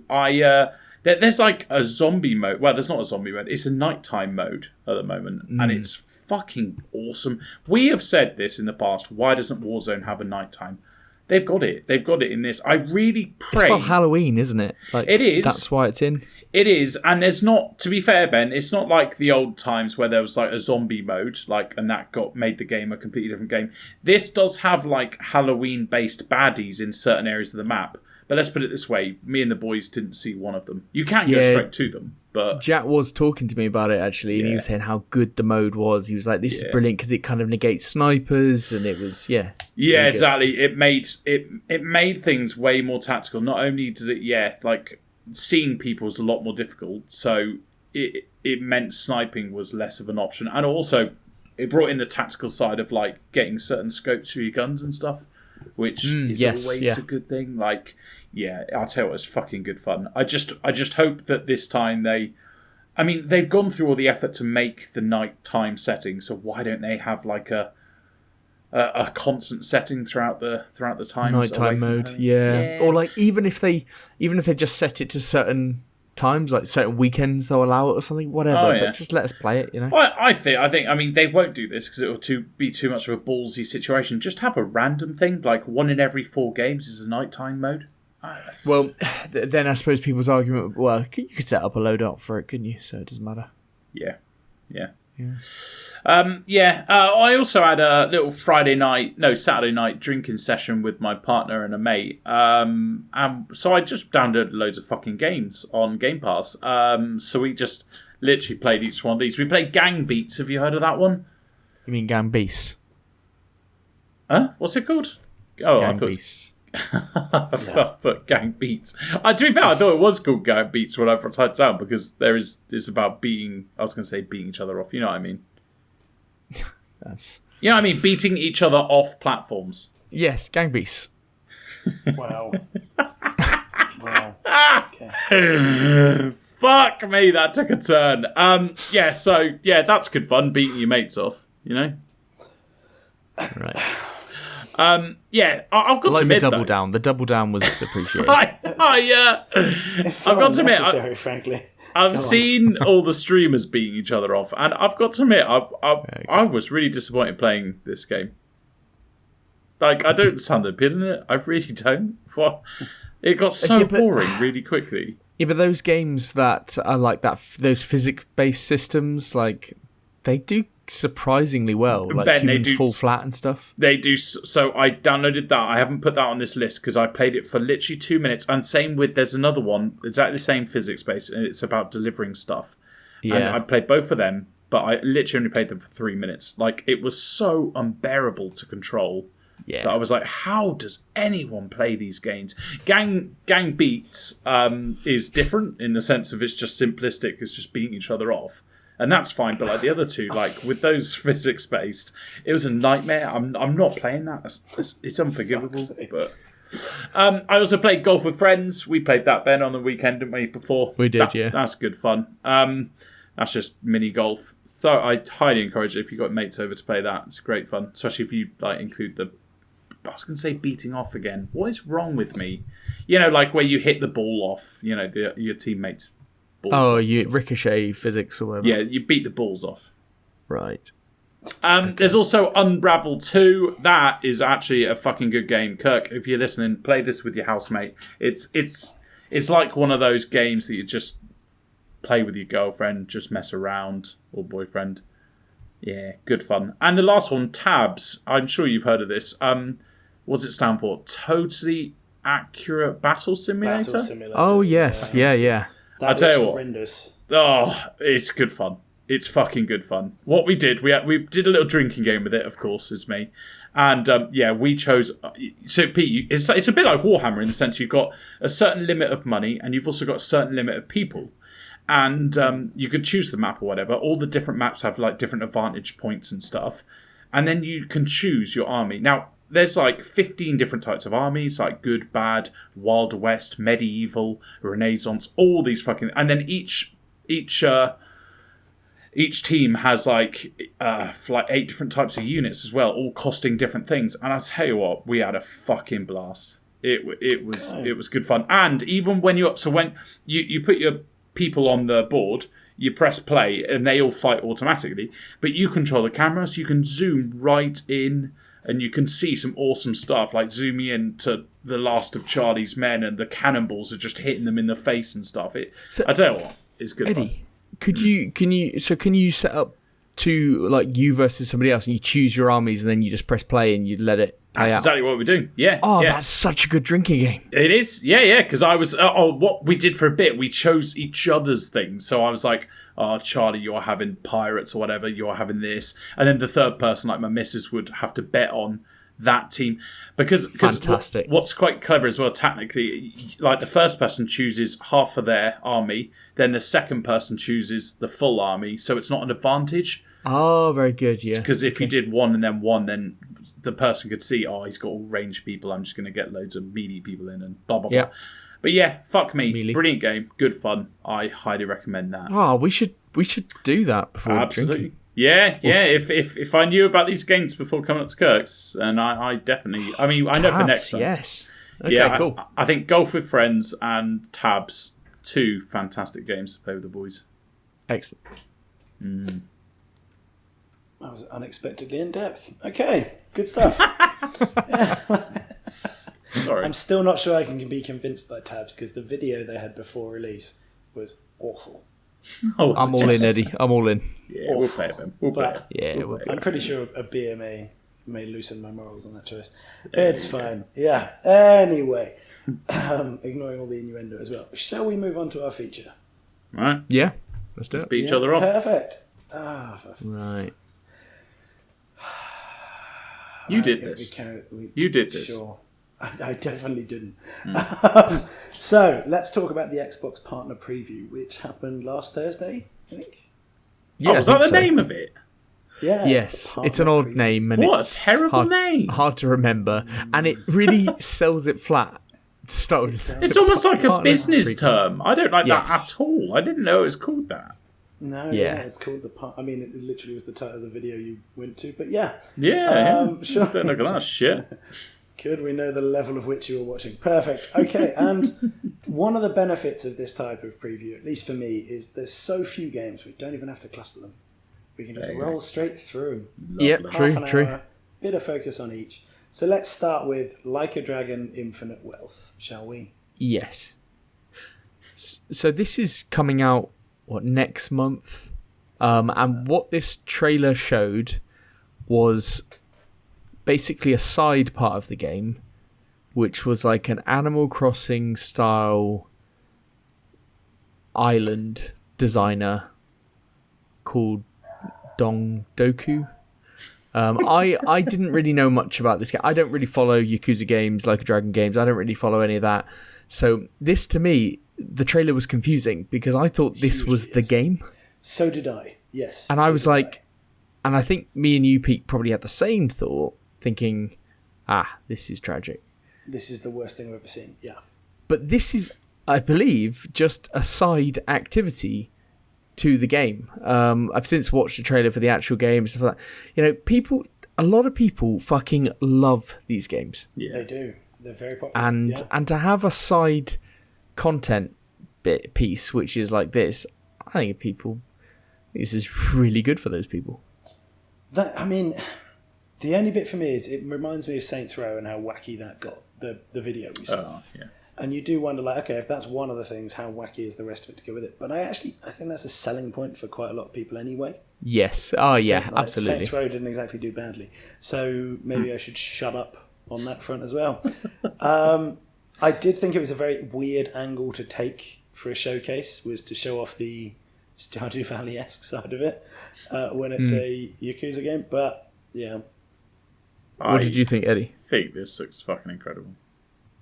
Right. There we go. I'd do anything to play this. There we go. Yeah. Will you pay for it? No. Because if I remember, Yakuza games are actually quite expensive. It's like 60 quid, Yeah. Talk to me with a 1,000 price decrease in that, and yeah, you might have me. But yeah, no, I So think if it's they pay you £940, you'll yes. play it. Then If I it would came to play it. Game Pass, you'd be all in. I would absolutely love it. Yep. And I'll tell you what, I love because I would love this in a game that I love, because I am very much I will play a hardcore game for a while, like 4 hours, and I'll be like, whoa, what game? Like, right, I've just reinstalled Battlefield, so I'm playing Battlefield at the moment, right? But then I get, I really want to take a breath. And even in this trailer, it says, take a breather, go to your island resort. Fuck me, I would love that. I would love it if, like, RimWorld had let's get into first-person shooter mode, and let's go shoot some people up. That's what this is basically doing. Love it. Absolutely love it. So you want Battlefield to just have like a Normandy side quest where you just build it up again? You get on the phone and then you go, can a chopper pick me up? You get picked up in the battlefield. Oh, no. Then you get flown to your little island where you do some fishing and then build up your little house. And then you go and visit the shop. Oh, hi, Sandra. How's it going? Yeah. And then go back to some intense multiplayer. Yeah. Okay. Yeah. Drop back in the battle. Shoot. Death. Yeah. I want to get back to my resort. Yeah. Absolutely all in. Lovely. You sold it. Sold it to who? Well, neither of us clearly, but no. Jesus. Either way, it was a very surprising start to the showcase, at least for me, I'll say. Yeah, I'd say so. Yeah, we then saw a Caro Will Not Die, which frankly didn't touch the sides for me, and one that did, Still Wakes the Deep. Yeah. This is good, doesn't it? Yeah. It definitely conjures a vibe, doesn't it? It does that very well. What was that other game?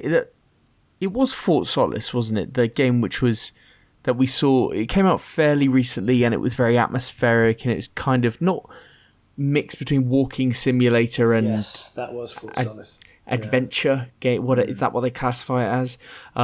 This reminds me of that, but it's also, because it's on like an oil rig or something, isn't it? It reminds me of that Amazon show that came out recently. Yes, that's what it reminded me of, Ben. Yeah. That was, and that was a kind of a horror kind of horror supernatural vibe. type thing, wasn't it? Exactly. Yeah. It really reminded me of that. So same. I like it. Whereas I think for me, it was the bit that really captured me with this was the underwater bits, and the idea of sort of doing an atmospheric kind of horror with bits where you've also got fear of drowning. That worked for me. That definitely worked for me. I think this is on Game Pass when it comes out. That would be helpful. Fantastic. I think it is, yeah. You heard it first. I'm pretty sure we've seen it in previous presentations, and previous presentations have been fucking dominated by on Game Pass. This was the first Xbox presentation we've seen in fucking years that wasn't like on Game Pass. Yes, it was. I'm also pretty sure that if you're coming to a reactionary podcast, it's not going to be the first place something's been announced. But let's jump into one that everyone will have been eagerly awaiting since new releases, which is RoboCop Rogue City. Yeah. What do you think about that, Ben? That's what you were meant to be talking about. Go on, Ben, lead us off. If Eddie's not going to. I thought Eddie might jump in because it was on the new release. It doesn't matter. Demo came out for this a few weeks ago on PC only at that point. Really, really good reviews from that. It seems to hit the RoboCop vibes really, really well. I haven't heard any negatives about this. It's also a relatively budget release. I think it's probably like 40 quid on console or something, but cheaper. You can probably find it cheaper, like 20. I think I saw a CD keys or something for 29 quid or something. I think this could be a real sleeper hit. This is one that's just coming out of nowhere. Well, it's not out of nowhere. People have heard about it, but amongst all the big games coming out, I think this is going to do very well. Yeah. It looks excellent. What do you guys think? Yeah, really excited. Yeah, this looks fantastic. The gunplay looks excellent. Yeah, it looks like good mindless fun as well. Yeah, like when you got gunplay like that, and the setting looks fantastic. The way it's all dark and gritty, love it. Yeah, I'm all in. I'm gonna. It does look really good. I have some slight hesitancy about this, because it's from a first-time developer. Like, they've got nothing else as far as I can see. I thought they did the Terminator games. Not that I could see. It was nothing else came up with for them when I was looking around. But they did the Terminator games. Why does it not come up at all on Steam? The latest one, the one that did quite well, and they're just doing a complete edition of it. So Teon did this, not Nacon. Teon and Nacon are at the bottom. So I don't know what that means, but... Nacon are the publisher. Right. Teon are the developer. That's the bit. Because Nacon we know all about, because they do Blood Bowl, Eddie. And Pro Oh, of course, yes. amongst other things. So, yeah, I don't know. I really hope it is a cult hit and is really good. I really hope it is a kind of sleeper. And it's as good as it looks. I don't know. I just have my doubts. I hope you're right as well, Ben. But I do too, and then that's why I was so happy when Ben said the reviews so far are so good. So, yeah. Oh yeah, I haven't heard one bad thing about the demo. Yeah, absolutely. Yeah, that's awesome. Fantastic. Okay, well, you guys just keep stopping really fast. Okay, we're moving forward. Right, cool. Jesus. Then we after this we saw Dungeons of Hinterberg, and I'm going to bring in Spirit of the North 2 here because I thought they kind of fit the same sort of vibe, at least for me. Really sorry, Spirit Pete. of Just going back to that Terminator thing. Yeah, it says RoboCop Rogue City is in development at Teon, the studio behind 2019's first-person shooter Terminator Resistance. Okay, fair enough. Maybe I should have delved a bit deeper. Thank you. Yeah, fuck you, Pete. Yeah, that's what happened. Be better, Pete. Come on. You've had weeks off. You should be fucking hotter than this. I've had weeks off. I forgot how to do my job, Ben. That's what always happens. Should see how it's been at real Match work. fitness is lacking. Okay. It's 100%. Yeah, you should see how it is at real work. Anyway, yes. So then we saw Dungeons of Hinterberg, and I'm going to bring in Spirits of the North 2 here because this is, as Ben has so eloquently put it on our document, that Fox game. I still think this looks really good. I thought you liked the first one, didn't you?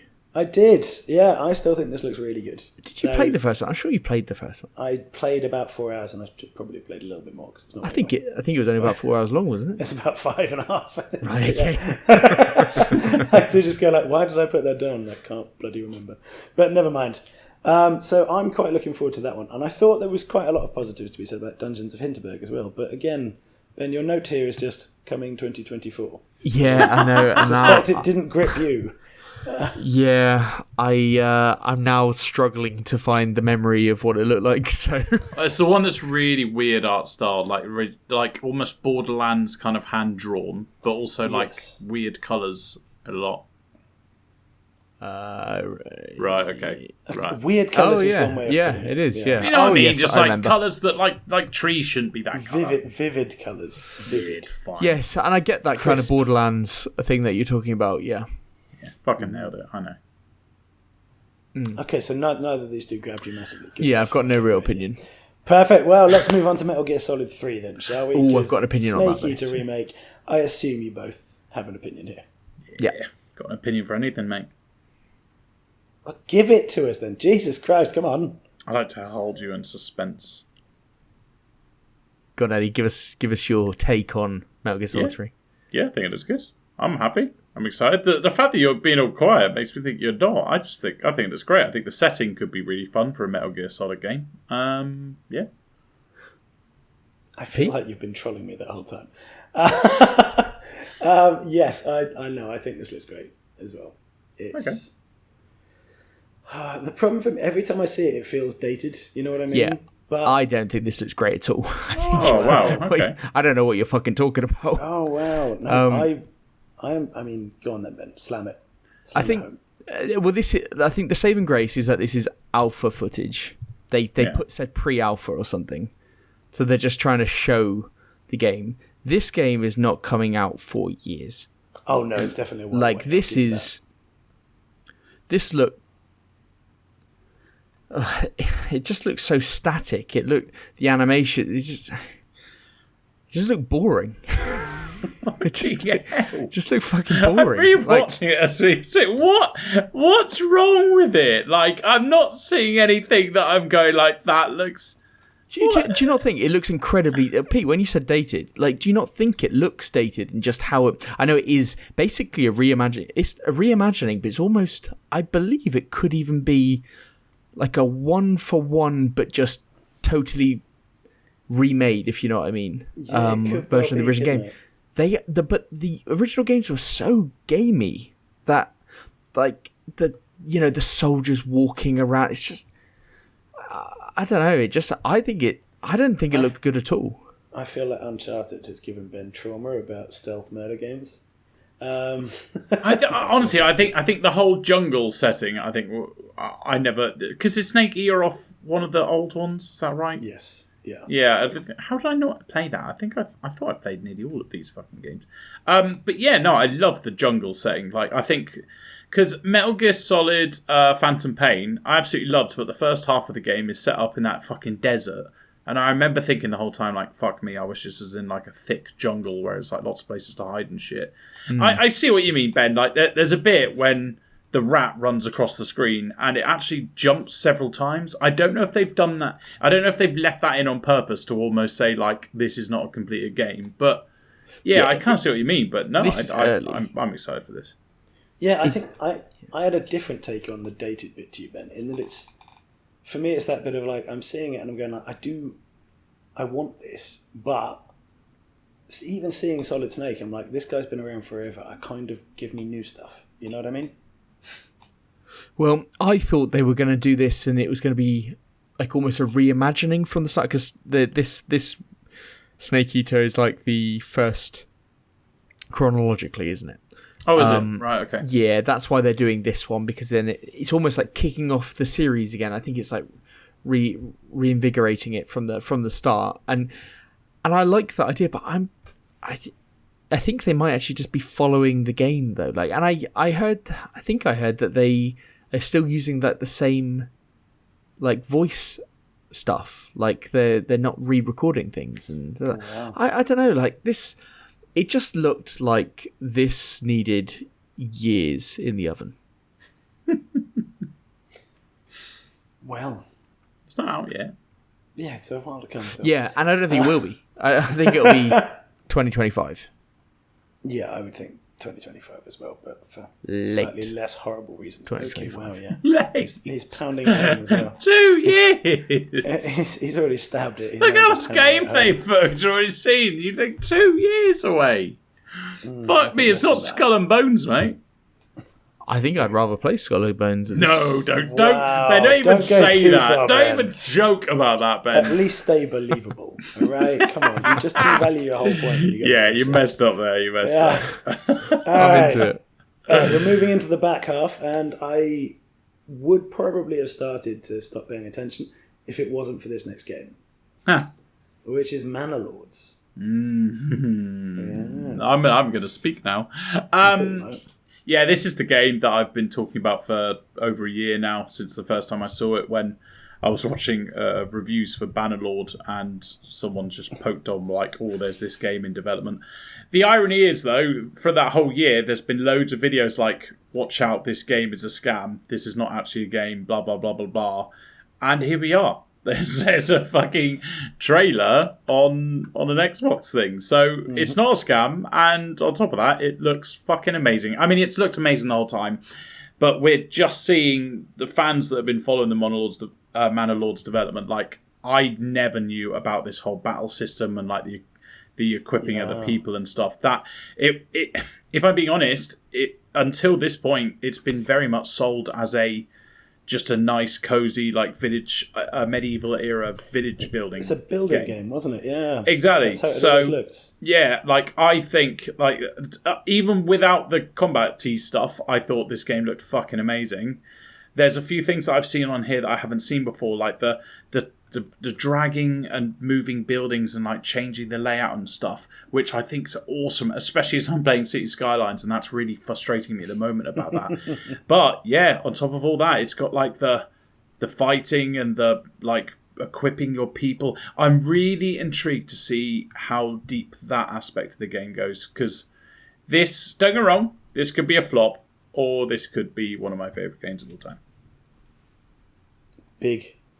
Very big statement. That's what you want. That's what you want. You want big, exactly what I wanted. Uneducated opinions, and you come to the right place. I think you're right that because this is now at an Xbox event with limited games, that it does add some credibility to it. I'd just like to point out that Abandoned was at a PlayStation event.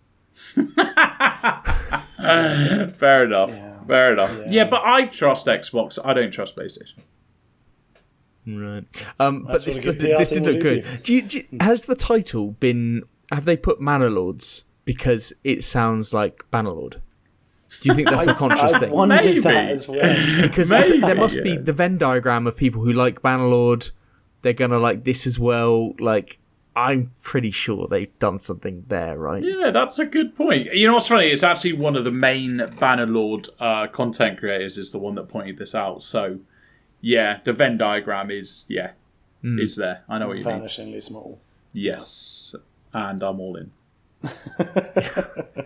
Might even try playing Bannerlord again. Why not? What's the 26th of April? That's coming to PC and then coming to consoles after that. So Yes, indeed. Not too long to wait, really. And it was after this that I did start losing focus. So I apologise for that. But the next game was called The Finals, and as I recall, looked gimmicky and very, very colourful. Am I right? yeah, you're right. Yeah, Yeah, that's it. yeah. As I put on the doc, like it looks like I said. It looks way too much fun to me. It looks like Wow. the attempt at way too much fun. You know, it looks like there's way too much going on for my liking. It could be a very, very competent shooter, but it just looks like it's very Fortnited up, isn't it? Yeah, yeah. That's the problem. Is I think they're going for that, and you never know. You never know with these. This could be the next big one. So I'm never gonna say it's gonna be shit. And the gunplay does look good, and I guess there are lots of little gimmicky things.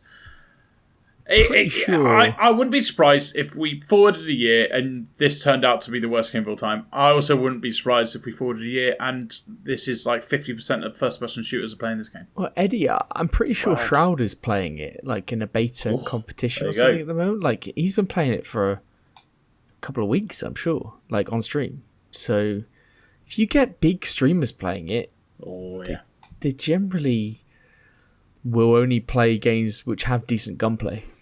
Yeah. Or you get Dr. Disrespect on this. Yeah. I mean, that's a high risk, high reward, though. Nice. Eddie, you're not wrong. That's a fair assessment. Yeah, maybe not. Maybe let's steer away from that. Wow. Okay. Good. And then we come into the final two of the show. And both of these are ones we've obviously heard about quite a lot before, which is Ark Survival Ascended and Alan Wake 2. Yeah. Yeah, Ark Survival Ascended, right? Okay, so I originally thought this was Ark 2 when I saw it. But then I did remember that they were releasing a remake of the original Ark, right, which is called Survival Evolved. So this is now replaced the old Ark. It's released fully on PC as of a couple of days ago. Yes. In early access.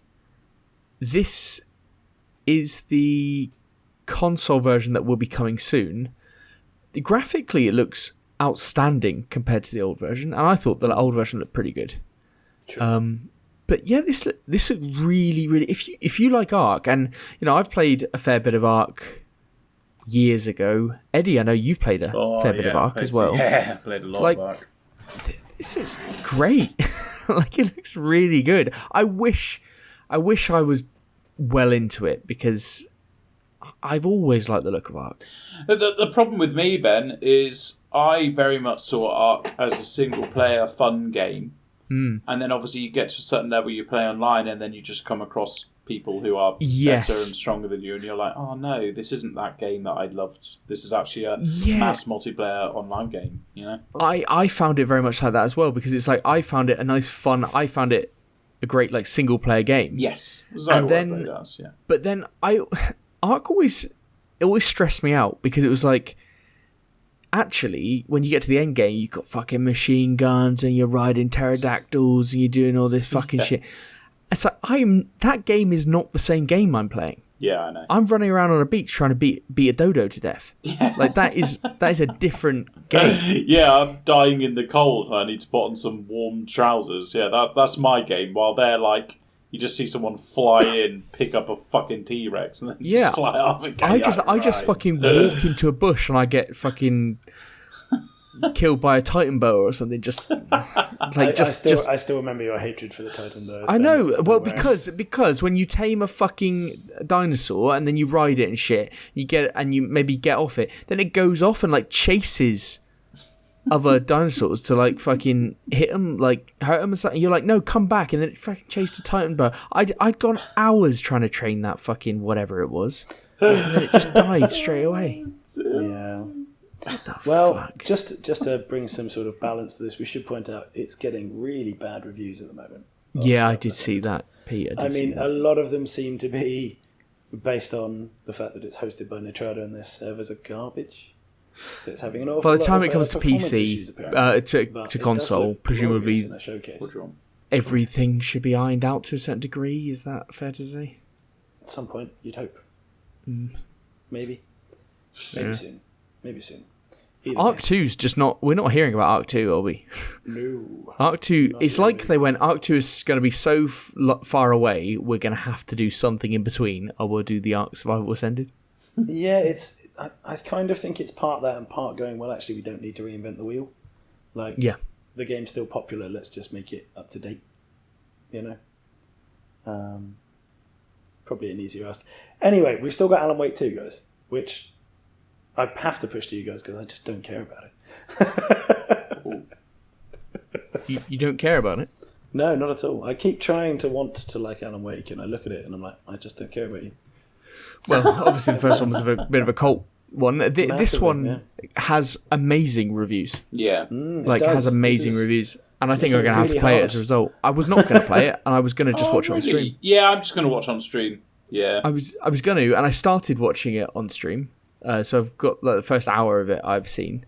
But then I kind of stopped, and I thought, you know what, Ben, you might play this game after all. So I stopped watching it. I think it's going to be up there with the very best in the year. So I want to play it. Yeah, looking by that's why. Like, I've gone from not interested whatsoever to now I'm going to watch it on stream because of the reviews. So yeah. I think and from what I watched on stream, I was like, oh, okay, this has convinced me. Like, it did its job. It's done its marketing job perfectly. Like, it has sold itself, and the reviews and giving it to streamers to watch, to play and stuff. Yeah, I'm all in now, I think. Oh, cool. Let us know. Excellent. I shall. Okay, yeah, I look forward to that. What did we think of the showcase as a whole then? That's, I suppose, the final question. Because I don't know if we've even bothered looking at partner previews before. I tell you what, I loved it because I had no expectation. That's fair. Yeah. Nothing here was particularly amazing. There was nothing I don't think that we didn't really know about. But more of this, please. Like more of these presentations which just come and go, half an hour here, half an hour there. Yeah, absolutely. I think this is brilliant because it just brings more buzz around certain things, doesn't it? Like, Still Wakes the Deep. Now we're like, oh, okay. If and when that comes to Game Pass, that looks really good. Yeah. Fair, yeah. Yeah, same for me. I had no expectations, but I loved every game. Well, I liked every game. I got excited about a couple of games that I didn't know about. The snappiness of it was exactly what I keep on begging PlayStation and Xbox to do. It was good. It was concise. There was no fucking extremely long bits. I think you know what? I think Xbox, because the last one they did before the same day as the Starfield one, I thought that was fantastic. I know I was away at the time, but I thought that was fantastic as well. So yeah, I think this is two good ones in a row here. It's just PlayStation fucking up their game previews at the moment. What this did, well, was like every 10 minutes it would have like a, this is what you've seen. Like it had. Yeah, I did like those sections. You really like that? Yeah. Yeah, they were. I think they should all do that. Like Nintendo could take a thing out of that as well, I think. Yeah. Yeah, loved it. Yeah. Pete, not so positive? Yeah, Pete? No, I do agree. I thought it was quite a good format. I always question the purpose of these things afterwards. You know I do. I just go like, okay, this changed nothing. But actually, Manor Lords, that was a really interesting new part of it to see. Spirit of the North, a great reminder of a game I abandoned halfway through, and Still Waits the Deep looks interesting. So actually, 3 out of 10 is pretty bloody good. Well, and that's RoboCop if looked I good. don't include RoboCop on Arc, yeah. So, yeah, no, I suppose overall, pretty positive. It's got to be. Cool. Look at that. Ended on a high after all our lows. Who would have thought it? You got to have the lows to recognise the highs. There you go. Should we go back to low? Should we say something about beating each other off, or are we just going to leave that? We're just going to leave that. Ben's going to do the socials, which okay. will be... Okay, good to know. Good to know. Should be. But you can. That's an odd one. You can email us podcast@grumpygamers.co.uk, or you can tweet us at grumpygamerspod. Don't mention anything that Eddie talks about. No. Despite Eddie directly asking for people to answer 2 questions, don't mention either of them at any point. Fantastic. And for this week, that is GG. GG. GG.